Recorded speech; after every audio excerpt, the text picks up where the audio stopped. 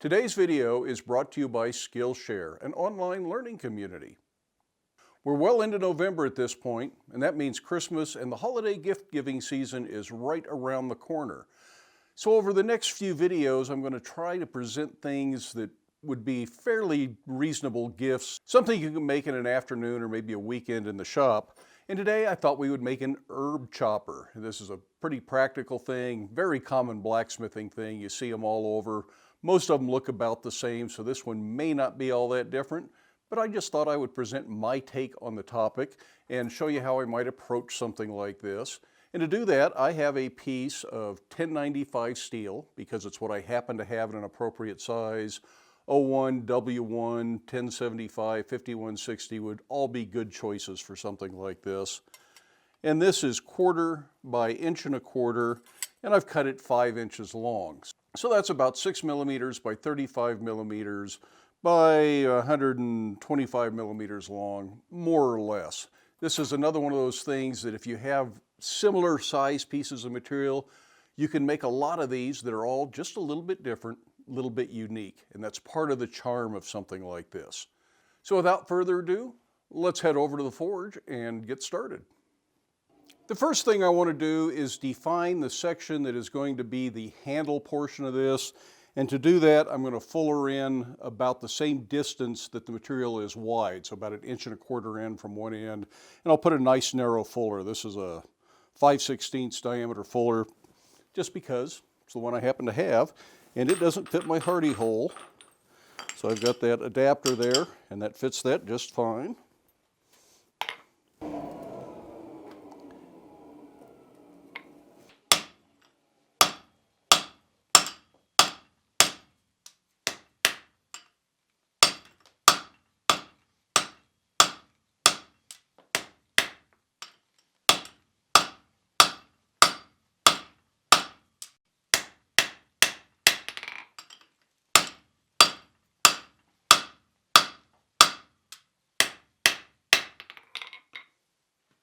I'm keep going back and working it flat on the anvil to make sure that doesn't pooch out too much. That would be easy to roll over and make a cold shut out of.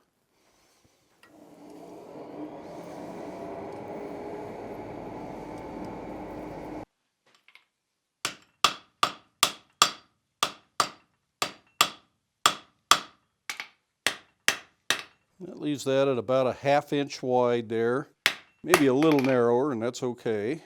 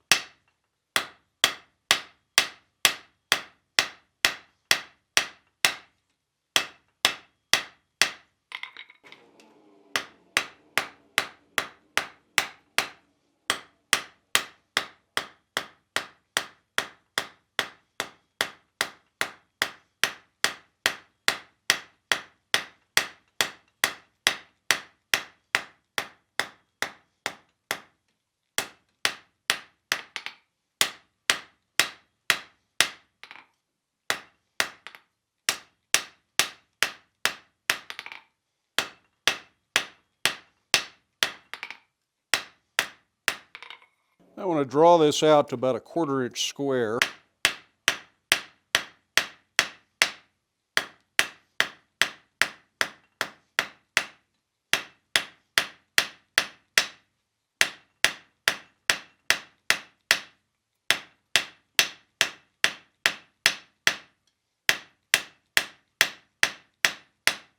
I should say 1/4 inch square through here. It's of course going to taper all the way out.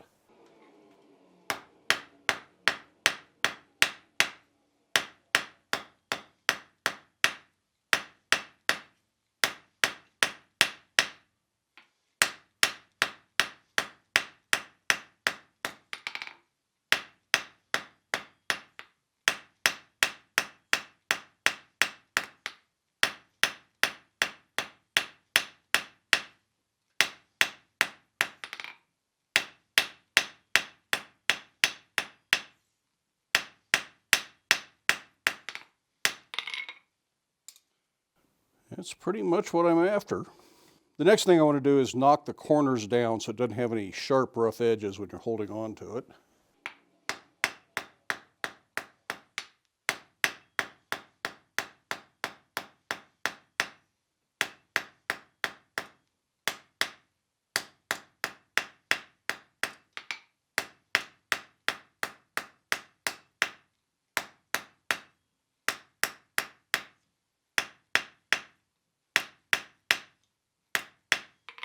I'm going to put a twist right in here so that when this bends, hopefully the twist will end up about the center.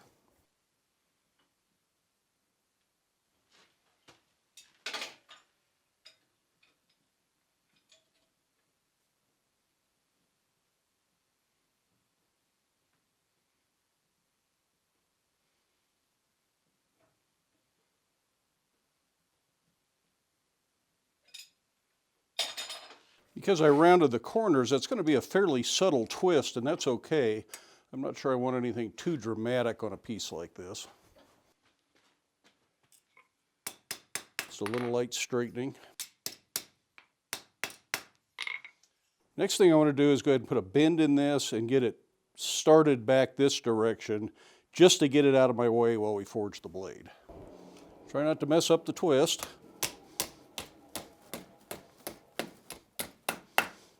That's really all I need to do to that. It just gives me something I can hold on to now. Today's video is being sponsored by Skillshare. Skillshare is an online learning community with thousands of classes to choose from. Personally, I've been using Skillshare for several months now, and while I'm taking classes primarily geared towards, well, video production here in the shop, classes about video production, color grading, lighting, product photography, things like that, that just barely scratches the surface on what Skillshare has to offer. They have a wide variety of classes in lots of different subjects, not only the computer-based stuff, computer graphics, things like that, but they have classes in more traditional arts, in drawing, painting. They have classes in things like sewing and other textiles. Lots of stuff to choose from, and for less than $10 a month, you can use their entire library. If you start a class and you need to come back to it later and repeat some of it because you forgot something, it's all still there. You get to retake the class as long as you're a member. You can take any of their classes. You can go over the material over and over again. You can take another class in the same subject if you want to. And I really appreciate that Skillshare thinks enough of what I'm doing here at Black Bear Forge to sponsor some of these videos. The first 1,000 people to use the link in my video description get a free trial of Skillshare. But we need to get back to work and draw out the blade portion on our herb chopper. And I'm going to hold it like this. That's why I wanted to get that tail out of the way here. And we're just going to draw this blade section out until it's a good thickness for a blade. And for this, I think I'm going to start with this 4-pound double diagonal peen hammer. In one dimension, it's good for drawing out, but if I flip it over, it's good for spreading things widthwise, and this will be ideal for spreading this blade out.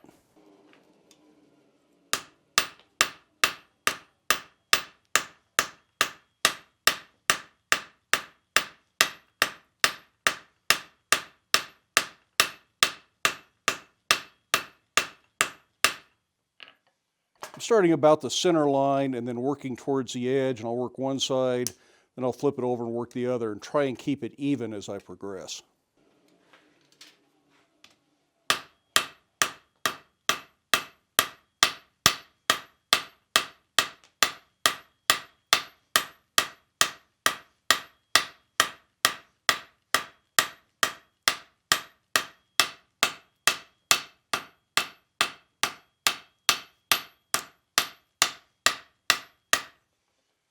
You'll notice as we do this that it's starting to spread lengthwise and put a bow in it. Sometimes that's a problem, but for the herb chopper, that's exactly what I want.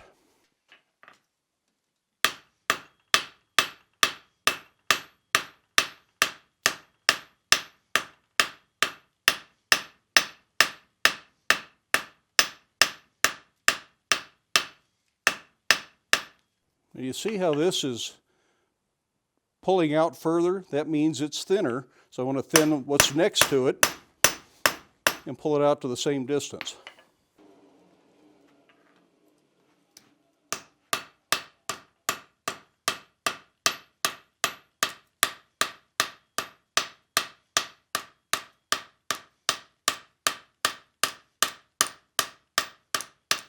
Next heat, I think I'm going to go ahead and go to a regular hammer and start smoothing all that out.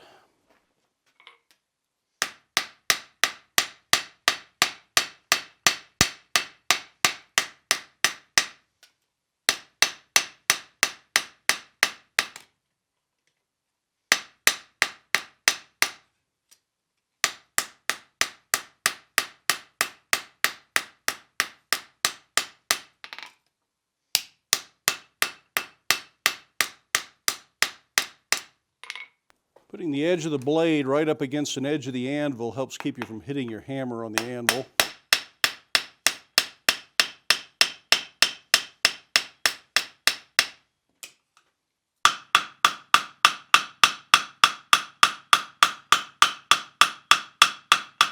Eyeball down it, make sure it's straight.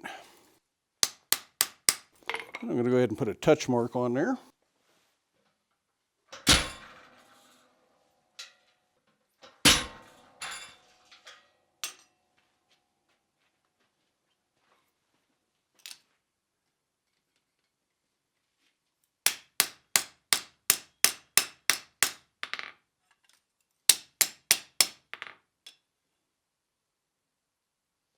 Yeah, it's straight. Let's turn our attention back to the handle.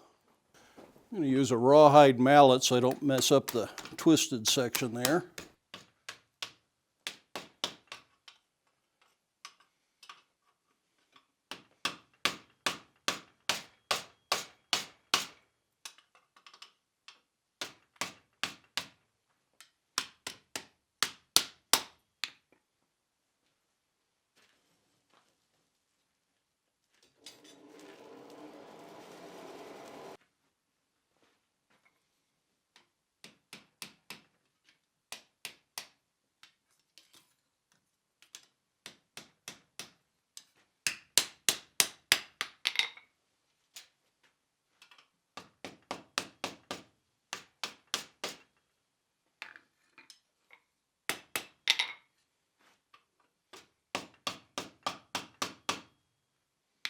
And make sure that's fairly straight in this plane.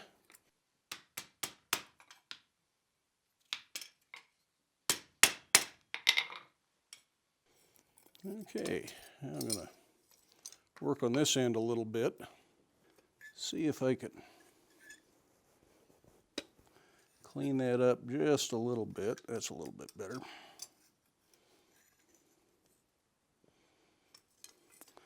Then let's put a little curl on the end of this here.